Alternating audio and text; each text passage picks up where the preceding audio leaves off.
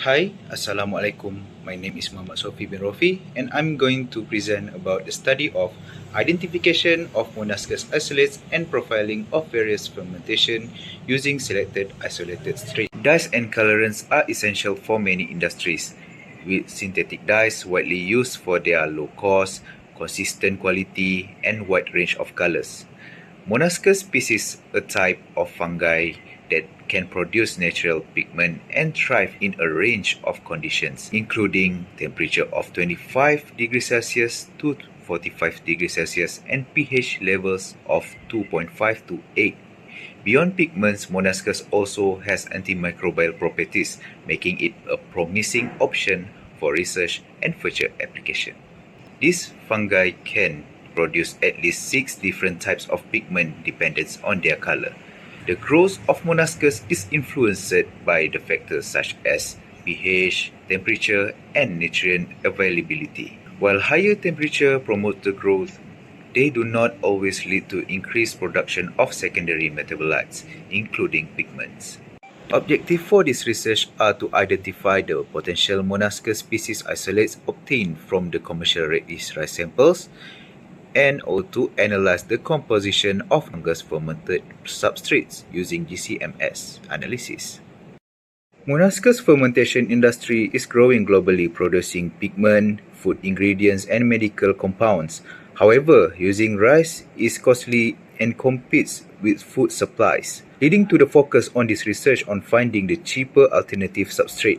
Monascus strains produce natural pigments such as safer food colorants, meeting the demand of the natural ingredients using agriculture byproduct like rice bran as a substrate for the lower production cost compared to the rice, making it more economical. For the method, Monascus species was isolated from 4 red yeast rice samples.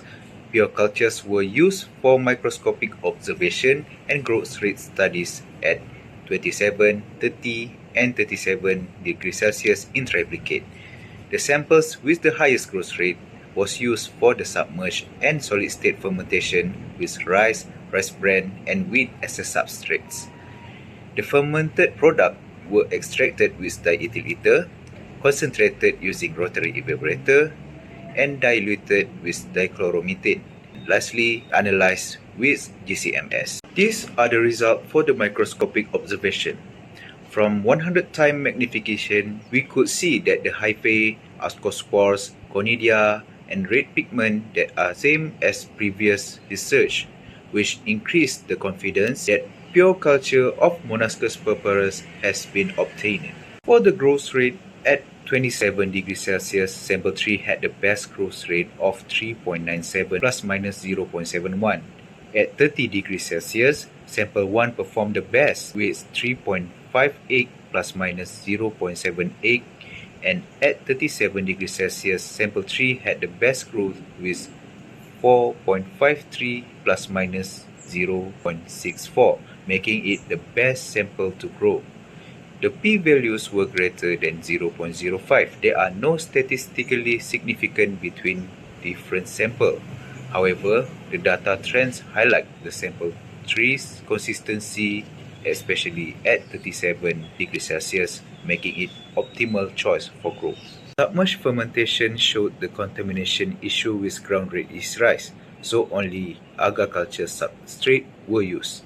After 7 days, the pH ranged from 3 to 5. Using spectrophotometer at 500 nanometer, rice bran produced the most red pigment with the reading of 0.810 at 37 degrees Celsius and 0.661 at 30 degrees Celsius, showing higher pigment production at a higher temperature. GCMS analysis shows the clear difference in compound distribution across rice, rice bran, and wheat extract. Hexadecanoic acid is highly concentrated in rice, which is 37.44%, but much lower than wheat and rice bran. Oleic acid is abundant in rice and rice bran, but minimal in wheat. Butylated hydroxytoluene is present in all substrates, but highest in rice with 11.17%, and the lowest at the rice bran with 3.17%.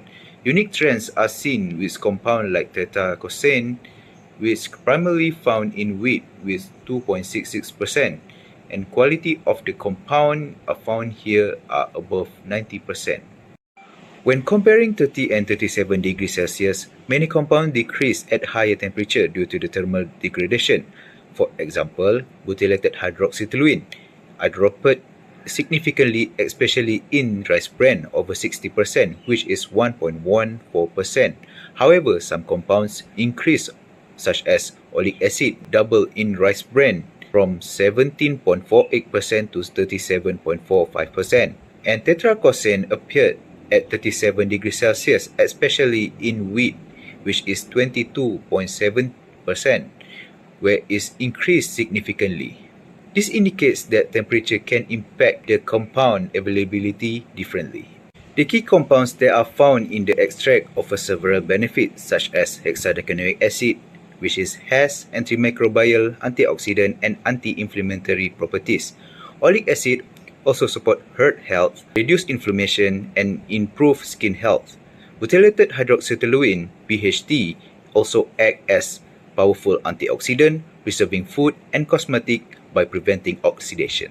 To conclude this research, Objective 1 has been partially achieved, that there are no significant difference for growth rate of Monascus sample. However, sample 3 shows consistency in growth of the optimal and a slightly high temperature for the Monascus growth. For the second objective, there are no significant difference for p-value of 0.05, where the p-value of the compounds group are higher than 0.05. However, substrate type greatly influences the compound distribution. These findings highlight unique properties of each substrate and subtle impact of temperature on compound stability. And here are the references that I have gathered in the slide. That's all. Thank you.